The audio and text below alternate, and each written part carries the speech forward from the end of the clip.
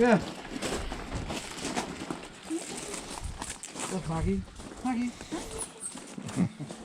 Oh no, only has eye and ear for the boss. Croc. There's 16 today for you, Michael. So, I hand you to the capable voice and hands and everything of Michael and Maggie. Okay folks, you're very welcome. My name is Michael and we're going to do a little sheepdog demonstration. The breed of dogs we have here are what we call Border Collie. They originated on the borders of Scotland and England. Our close affiliation with England for many years means we have these dogs a very long time. Now, since 1906, there's what we call a database for these dogs, and that's what that means is that their breeding is recorded, so we know what we're breeding to and from. And in recent years, they're even DNA tested. So that all goes back into the International Sheepdog Society, which is Ireland, England, Scotland and Wales. And basically, you have a better chance of getting a decent dog if you know what way they're bred. It's a little bit like breeding racehorses or anything else for that matter. If you know what their back breeding is, you have a good idea, you have a better chance of getting a decent dog for this job. Now, for these dogs to be capable of doing the sort of work we use them for, they have to be addicts. And the drug is livestock. So they have to be addicted to work, unlike myself. Now, so when they're little pups, we let them be pups, and between the ages of about 6 months and a year, well, they'd see alcohol, they'd see sheep from a young age, but we'd start to introduce them to sheep when they're about 7 months, 6-7 months, and see what the reaction is. And if they have the right reaction, which is to be addicted to working them, we start to train them. Now, the first thing we teach them to do is to stop. So, if we think they have the wherewithal to do the job, we take them away from the sheep and we teach them to lie down and to come back to us. That's the most important command on a working dog, is to be able to stop. Of course, provided he's willing to go in the first place. Now, we take them somewhere there's no distraction, because it'll be a little bit like trying to teach a small child something when the cartoons are on the television. The pup would be looking at the sheep or cattle and they wouldn't be taking much heed to what you'd be saying. So, we take them away into a little paddock, let them run around, have a bit of a pee or do whatever they want to do, and then we start to train them. So, the first thing we teach them to do is to lie down, and we get them to come straight back to us. So, lie down, that'll do. So stop and come to us. And of course, to stop, every part of the training we use to stop, but even working sheep and cattle near a busy road, on the side of the mountain near a cliff edge, if we can't stop the dog, we can't stop the livestock. So it's all common sense, it's not rocket science. You have to have the material that is the dog. People think they can buy a Border Collie and yippee-yi-yi, we have a working dog. It's like saying you can buy a donkey and you're going to win the derby with it. It doesn't always happen. So you need to have good breeding and you need to know what you're looking for in a working dog. Now, we then introduce the young dog to the sheep. So here's my sheep.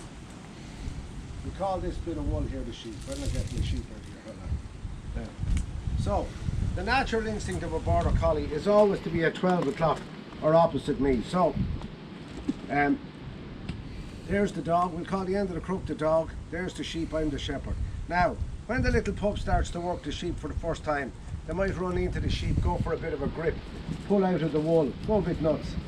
But basically they'll settle down and they'll try and hold the sheep to another dog, into the corner of a field, or to somebody at 12 o'clock, right? So that's their natural instinct, always to be at roughly 12 o'clock to me. So if I walk in this direction, the dog will always fall to 12 o'clock. If I walk in this direction, the dog will always fall to 12 o'clock. That enables us to put left and right on the dog. Now, sheep. The sheep and the dog have a sort of a, how would you say, a repertoire, where the sheep isn't stupid, and the sheep will have a look at the dog and they'll say to the dog, you don't have what it takes to work me. And the dog will say, what did you say, sheep? And the powerful dog will walk up to the sheep and say, what did you say? And the sheep will say, I wasn't talking to you. And they'll move away. The weak dog will look the same, it doesn't matter about the size of them. They'll come up to the sheep and they'll say, girls are looking fantastic. If there be any possibility, you might please move. And at the same time, they'll be sliding around to the sheep's ass where there's no danger. They'll never be coming up and confronting the sheep head on. They'll be always trying to slide from one side to the other where there's no real danger for them. So that's a very important relationship, because if the sheep sense that the dog is weak, they would hit the dog that hard with their head that they would break one of those with a dog. So don't think for a second that the sheep are, oh, here's the dog coming. If they sense the dog is weak, they would run the dog out of the field. So that's very important. So we want to have, the dog has to have a thing we call it power and push, and that's the ability to move livestock. Now the sheep, we call my hand here the sheep's head. The sheep have eyes in the side of their head, the peripheral vision, they can see behind it. The dog is the predator. The dog always wants to be here at this 12 o'clock position. The reason we put left and right on the dog is that eventually we're going to teach the dog to drive the sheep away from us, as well as bring the sheep to us. So if I move the dog to the right, the sheep will go to the left and vice versa. And we can teach the dog to drive the sheep away, even though the strongest urge for the dog is to bring the sheep back. But when you have dog trained, you can put those sheep anywhere you want. So we then teach the dog what we call the outrun. That's to send them for the sheep. So these dogs will go maybe a kilometre and a kilometre and a half out the mountain to gather sheep. Now we start that off, of course, beside us. We don't start off a kilometre and a half, because if the dog isn't going to do what it's told here, it's certainly not going to do what it's told a mile away from us on the mountain, you know? So we have our dog taught to stop. So we say to the dog, lie down. The sheep are here. I walk to the young dog and I send the dog on my left hand side. The dog should go out like a pair around the sheep, bring the sheep back to me, lie down. I then walk to the dog again, send the dog in the opposite direction. And I keep doing that until the distance gets greater and greater and greater. And the dog will stay in the side we put them. If we put them on the left, they stay on the left. If we put them on the right, they stay on the right. Now, that means that we can redirect the dog, or we can put the dog anywhere we want on the mountain to gather the sheep. If we stop the dog, we put look back whistles on them, so we can stop them and we can turn them back off one lot of sheep and send them out if the sheep rising up somewhere else to take in those sheep as well. So really all this training is to direct the dog onto sheep, yeah? Now, the last thing we put on the dog, well, the last thing I put on dogs are whistles. So the voice commands we use for the dog is come by for left, wait to me for right. Lie down, get up, steady. They're all voice commands. Come in, oh look, we talk to the dog like we talk to somebody else. So we'd say to them, are you listening? And are you looking? And the dog would stand and look for sheep. So they'd nearly get up on top of the fence there and have a bit of a look to see where the sheep would be before they'd go. So they're that intelligent. The Border Collie is the most intelligent. Isn't that right, Maggie? Maggie, are you listening to me? Maggie? Are you? Are you listening to what I'm saying to you? Huh? So you can see she is addicted. And she's not really concerned about you, me or anything else, only work. And people say, what treats do you give the dog? There's the treat. All they want to do is work. They're not interested in any of this rubbish. They just want to get on with the job and work. Now, so come by to the left, wait to me to the right. Now she knows the difference between me talking to you and me talking to her. And we put whistles on the dog then. So very simple to put a whistle. If your own domestic dog at home and you teach it to sit or lay down or whatever word you use to sit, if you want to put a whistle on that dog, all you do is sit, sit, sit. After about the third time, if the dog has anything between its ears, when you go, the dog will sit. Yeah. So we have left and right whistles, different whistles for different dogs, so we can work the dogs independently of each other. Yeah. So we can send one dog to the right, one dog to the left, and we can control them independently with different whistles, or 3 or 4 dogs. Now, we'll send Maggie down there for those sheep. You want to go for the sheep? Maggie, are we going right or left? Huh? Which way do you want her to go, right or left? Speak to me. Right. Well, there she's gone on my right. I might never see her again. Huh?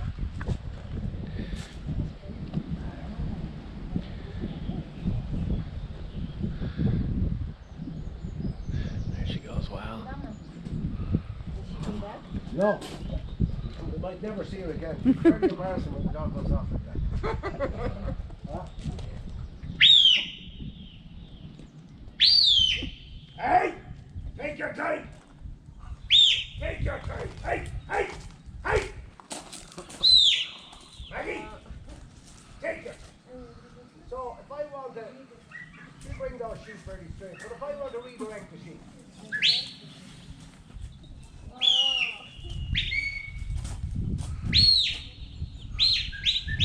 hey, take your time. Hey, yeah, watch your hurry.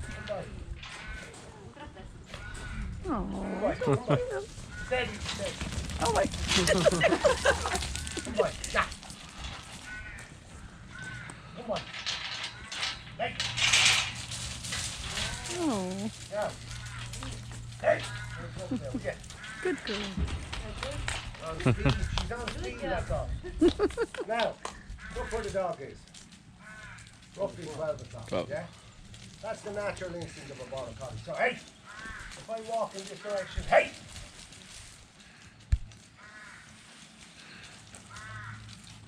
Roughly 12 o'clock, yeah? So, we put sides on the dog. So, we say, hey, relax, relax. She's preempting what I'm going to say. Come by. Oh, Come by. Come by. Wait. Wait. Come by. Wait. Come by. So the dog needs to be strong mentally as well as physically. And some of these dogs, come by. Wait. When you start to do wait, come by. Wait. Come by. When you start to do that with them, they're not able for the mental stress of it, and they stop working and actually leave the field. So they need to be strong mentally as well as physically, yeah? So then whistles.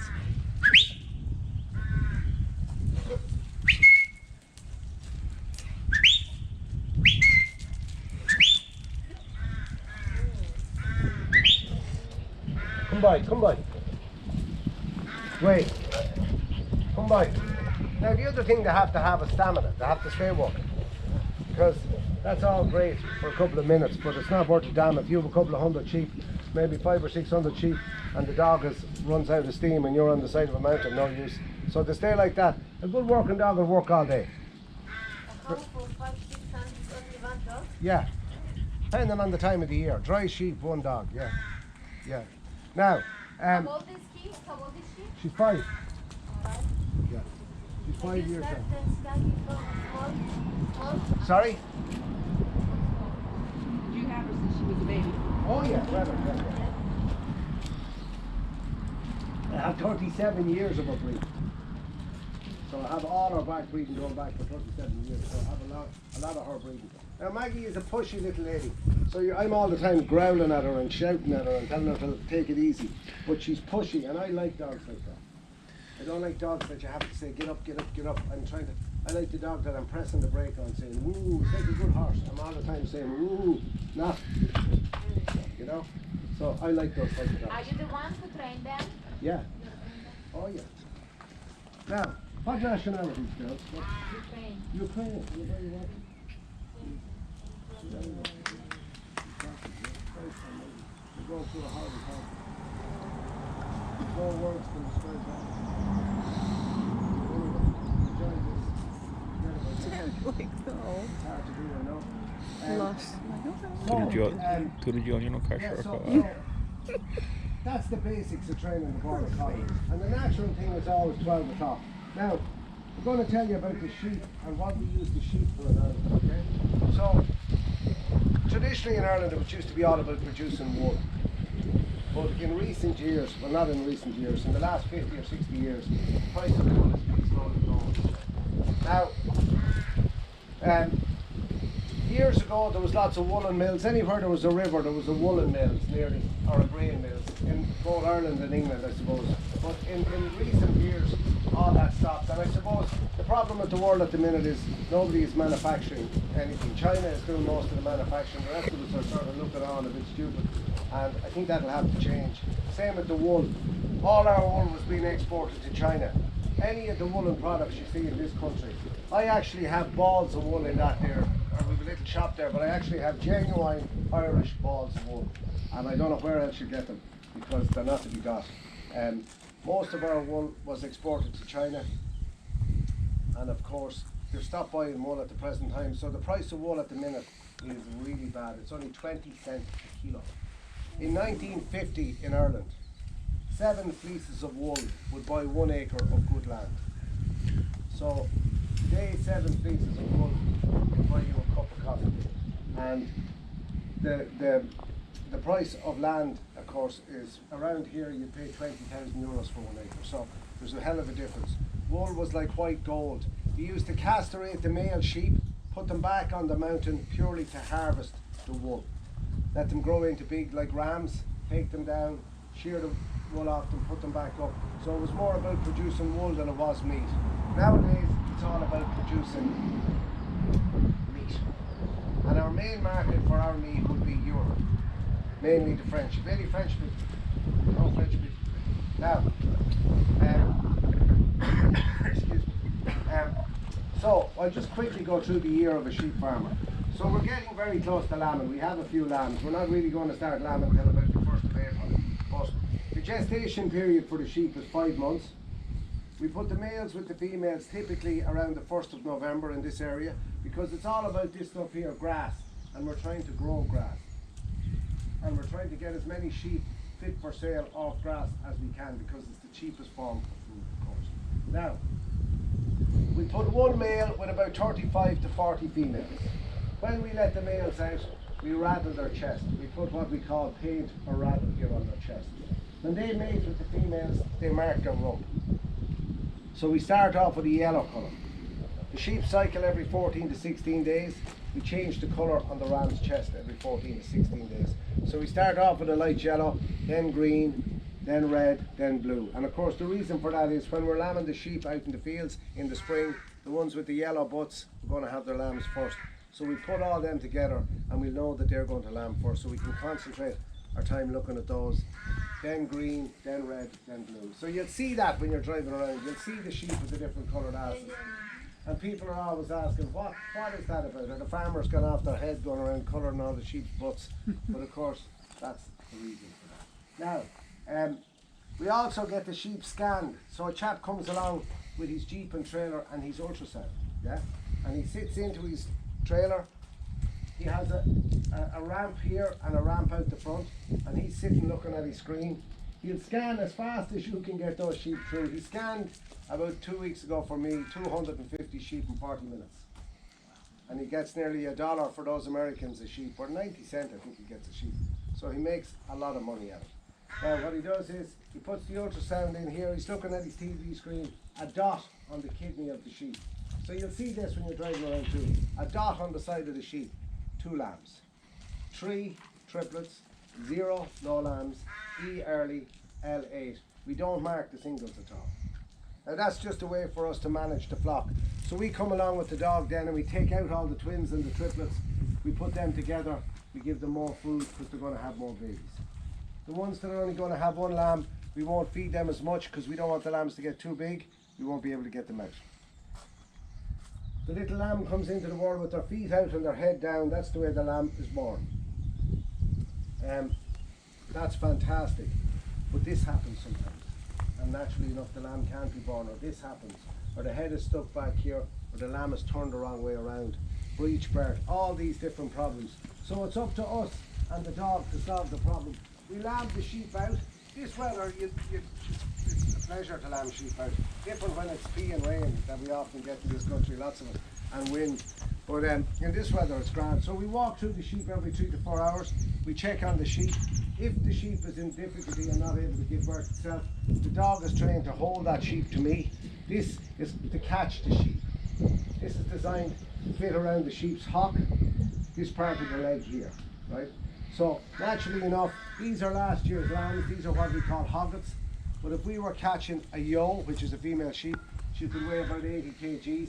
If you were to try and grab her by the wool, she'd pull you over because she has her legs on the ground and she has torque, as we say. And you'd be sitting there with your nose stuck in the ground and she'd be gone. So we reach out and we catch the sheep by the hock, and the dog will be holding that sheep the best way they can to it, right? We do the veterinary work ourselves.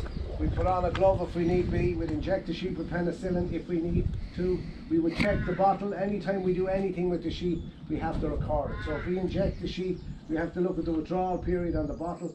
We have to write down the number of the sheep and when we injected it. And if it's a big lot of sheep, we have to write all the numbers in. We have to dose sheep for parasites, for their worms, for their stomachs. That one was coughing there. She might have a little bit of lungworm, even though she was dosed. I have stuff in the sheep there today. I'm going to dose those few again. So we're all the time giving them dose for different ailments, like worms in the winter time, liver fluke and stuff like that. Now, we're very lucky. Now we had this chap called St. Patrick. Have you heard of him? Yes? He took all the bad things out of Ireland and he brought them to America. So we don't have any bears or wolves or snakes or spiders or anything that's going to eat an adult sheep. So the only thing we have is the fox. And the old fox is an opportunist. And the fox has their young the same time as the lambs are born, this time of the year. The vixen fox will start to have her cubs. And of course, she will eat the placenta, the afterbirth in the field, because there'll be lots of that, and that's very nourishing for the babies.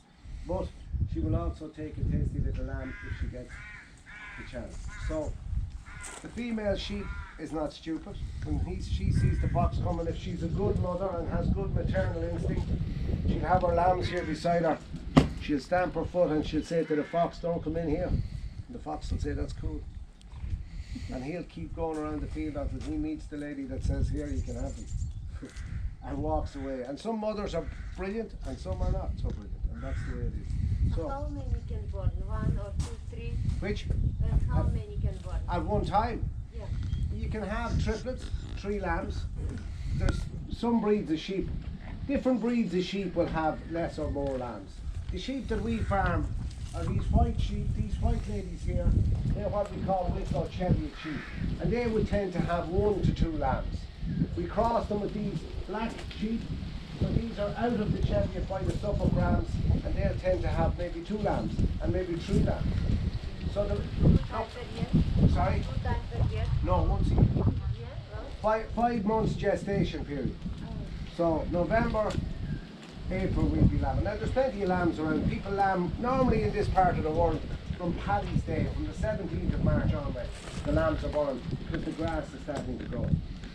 So it's really all based about this stuff here, grass, because we want to get as many sheep fit for sale off grass without having to feed them.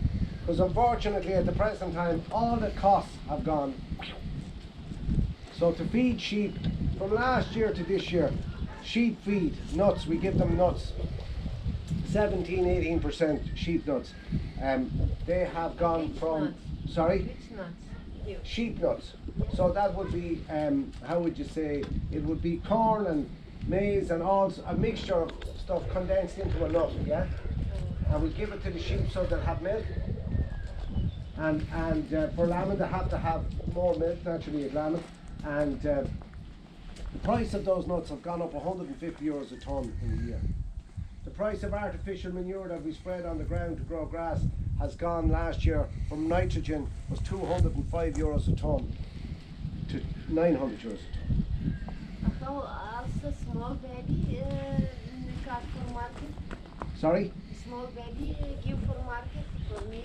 For meat, yeah, I'll tell you about that now. So the lamb is born, and after about 4 to 5 months we sell the lamb. Our main market for lamb is the French market, right? So the French want the carcass weight of the lamb to be 21 kgs. Early in the year, about 21 kgs. There's a cut-off point. They don't want the lamb to be 22, 23, 24, 21, right? So we have to try and supply a lamb that would be live weight early in play, depending on the breed too. Some sheep grow tall, they don't get fat, right? So they need to be, like my leg there, they need to be fat, right? So we would sell them in the spring, well, let's say from June or July onwards, at around 45 kgs, yes? So they would die roughly half their live weight. Do you understand what I mean? So that's just the carcass now we get paid for, right? So we would sell to the factories, and the French want the lamb to be that around that 21. This time of the year, when lamb is getting scarce because the new lamb isn't here yet, and it's not fit for sale, so we're still selling these hoggets here behind me, which are last year's lambs. And the price this week has gone up a little bit. It was earlier in the year 7.30. The factories pulled the prices to 6.40, and it's been around €7 for the last few weeks, and just this week it's gone up to 7.30. So the farmer would get 21 multiplied by 7.30, about 161 or €2 for a factory fit lamb. So that's where most of our lamb goes, all across Europe as well. And anywhere we sell our lamb, nowadays all the sheep are tagged. You see the tags in their ears? And in one of those tags there's a microchip. So that means that they're fully recorded. So if I sell a sheep and it goes to, are you Americans? Yeah. If it goes to America, it can be traced back here to this farm. So it's fully traceable. If I can't sell a sheep to anybody. If you come in here and said I want to buy a sheep, you have to have a flock number or a herd number. And they would go from my flock into your flock. And if you sold them, then they'd go from your flock, but everything is recorded. So there's no grey area with livestock. In Europe, there's no grey area. Everything is recorded. There's no messing. So if an outbreak of disease happens somewhere, it can be boom, stopped. Do you know what I mean? So that's very important. Just a quick question. Yes. Do you not have these flies here that kind of Yes. eat the sheep? Because okay, I'll because tell I you was in about New that. Zealand for about 3.5 months, and they always cut the tails. Of Yeah, the I'll tell you about that. Okay. Now, so we lamb the sheep. The next thing we have to do is we have to take the wool off the sheep, because they're wool sheep. The white sheep live on the mountains in the summer months. They're what we call hefted on the mountain. There's no fences on the mountain, so it's a big open expanse of land. So for years and years, the same sheep go to the same part of the mountain. So your sheep will go to one part, yours another, yours another. They won't mix, they'll stay on their own ground. It's called heft. I'm sure they have it in America as well. I'm sure they have it in lots of different countries in the world, probably the same in the Ukraine. Sheep stay where they're put, but it takes generations for that to build up. So mother, daughter, mother, daughter, mother, daughter. Now, we then shear the sheep, right? So from around May, we start to shear the male sheep. When the male sheep are finished mating with the females, they go into natural bachelor groups, right? So they've no interest in the females, they'll stay together. And of course they'll put on the weight. So they're the first ones to be shorn. Then the hobbits. So these are last year's lambs, so they don't have any babies. So they're, like myself, nice and plump. So they'll be fit to shear.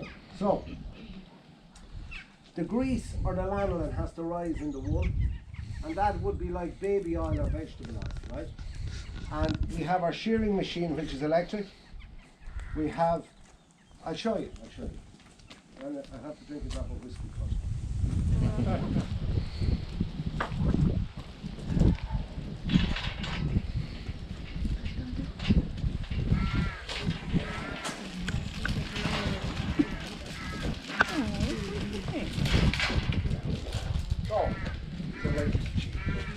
Now, we put the sheep sitting on our ass like that, right? Now, an important thing, I'll tell you how we tell the age of the sheep, okay? So, this is a hogget, and it becomes a hogget when it changes from December to January, right? So it's last year's lamb, but when it changes from December to January, it becomes a hogget. Now, it doesn't get its hogget's mouth till about June, right? So after a year, their mouth changes, their teeth change.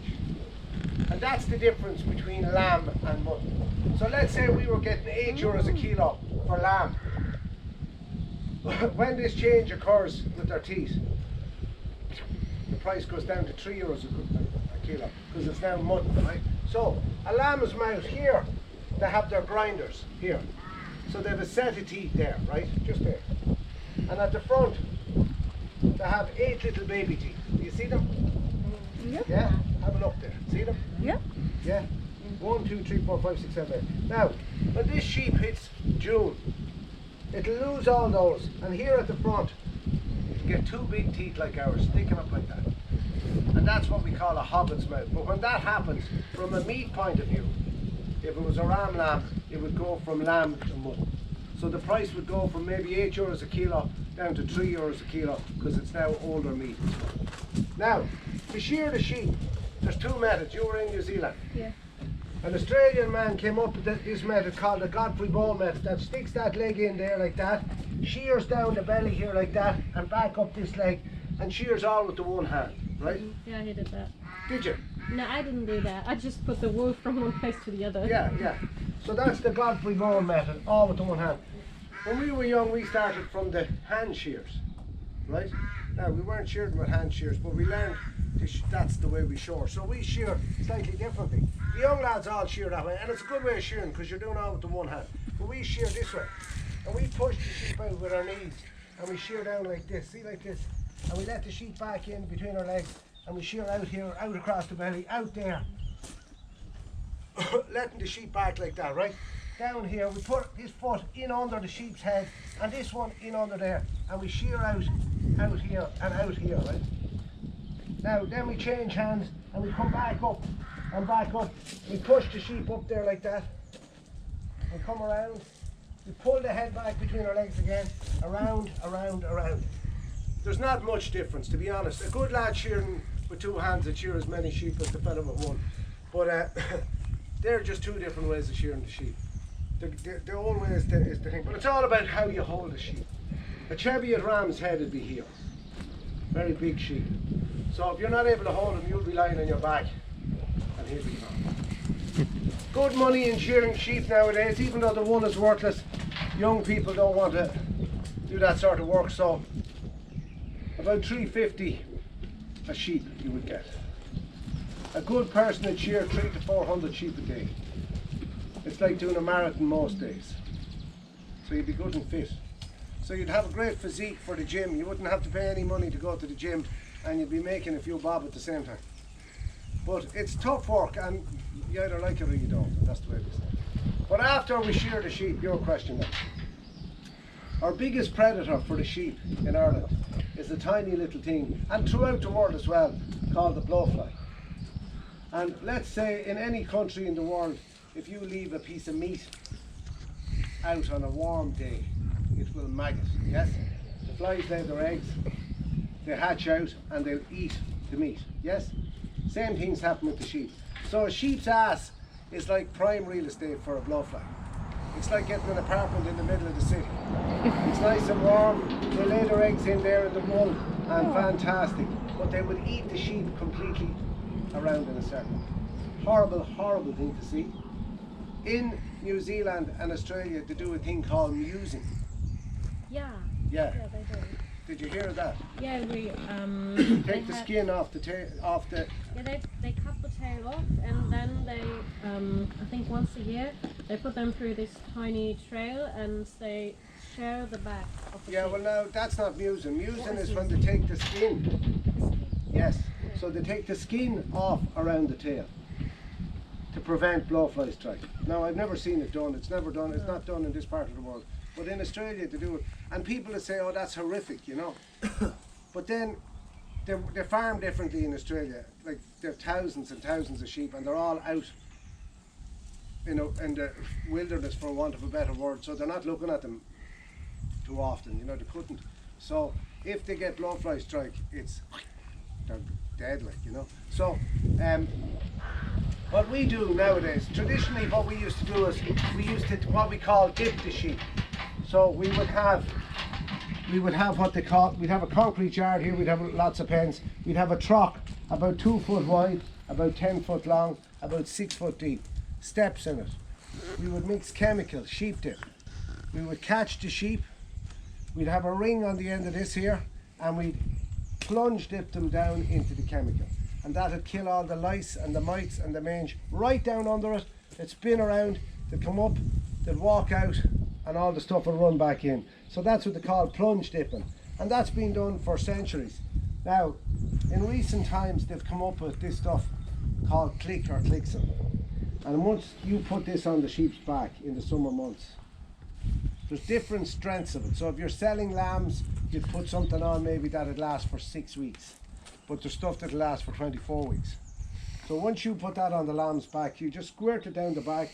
It's not hard on the sheep, it's not hard on the man, it's not hard on the dog. Dipping sheep, a lot of physical work. Sheep dip gets on your skin, we were very stupid. We used to be dipping there with a t-shirt on you and a pair of shorts thinking you were Superman. But all this stuff splashing on you. I'd say there's an awful lot of farmers have Parkinson's and all sorts of diseases from that sheep dip. It's not good stuff. You think you had the flu after dipping a couple of hundred sheep. That's the way it affects you. So, yeah, so now this clicks in. In the winter time we still have to dip the sheep for mange mite. So the little mite burrows into the sheep's skin and creates scratch on sheep scab or mange. So we have a thing called a sheep shower. So basically it's a trailer like a car wash for sheep. The sheep walk into the trailer, there's a guillotine gate, you close the trailer, you get washed for 1 minute, sprayed top and bottom. You pull the front open, they walk out, the next lot go in. So that replaced dipping, and it's easier on us, easier on the sheep, and easier on the dogs. Right? Nobody wants to fight. Out of the cone. Where? The cone. The cone. So we put the sheep down at that cone. You're the first man to ever say that. we put the sheep down. I don't know where to put it.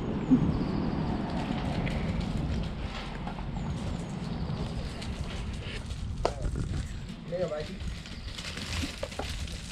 Oh, they're so scared of the dog. So the dog will naturally head the sheep. Watch the dog. So she'll naturally go to the other side, right? Like it. Like it. Come by. So come by to the left. Come by, come by. Come by. Like it. Like it. Steady. Hey. Steady. Come by. Like it. Steady. Steady. Right. Like it. Steady. Right. Like it. Like it. Steady. Steady.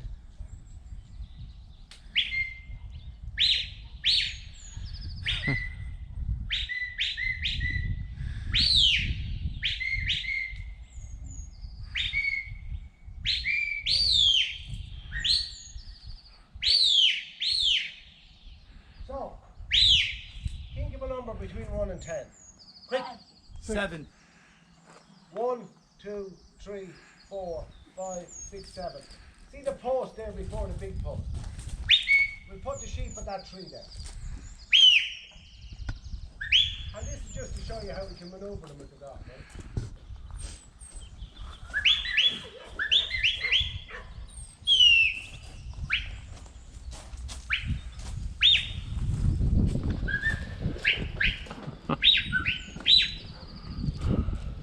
So if we needed to drive the sheep out through the gate, we can drive them out through the gate. So basically, the dog will put the sheep wherever I want them to go. Now, to select the sheep or to take them apart, come on. Come on, come on. Come on. Right there.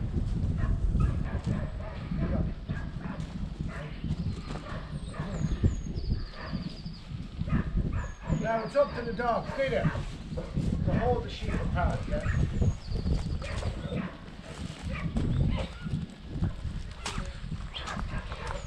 And that's power. Do you see when the dog moves, the sheep moves? Get up. Stand there, stand.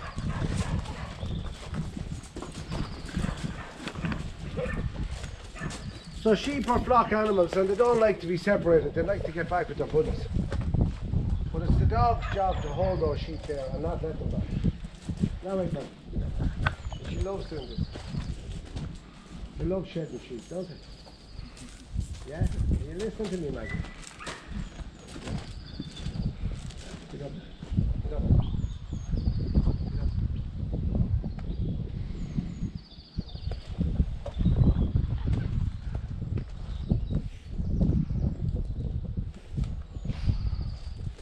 Look back. Lay down. Stay there. Hey!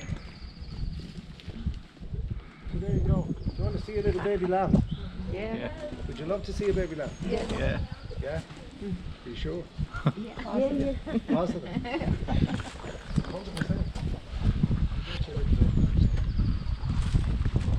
Come here.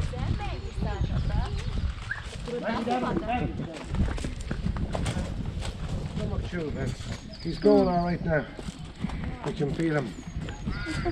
Now, you can hold the lamb, but they do poo. Right. Do you want to first? I want to hold. You want to hold? Yeah. It is. So there you go. Aw. No. Calm down.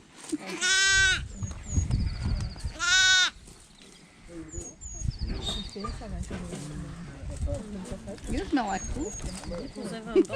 Got anyone wants to? Nope. Anyone else? This is like For how long?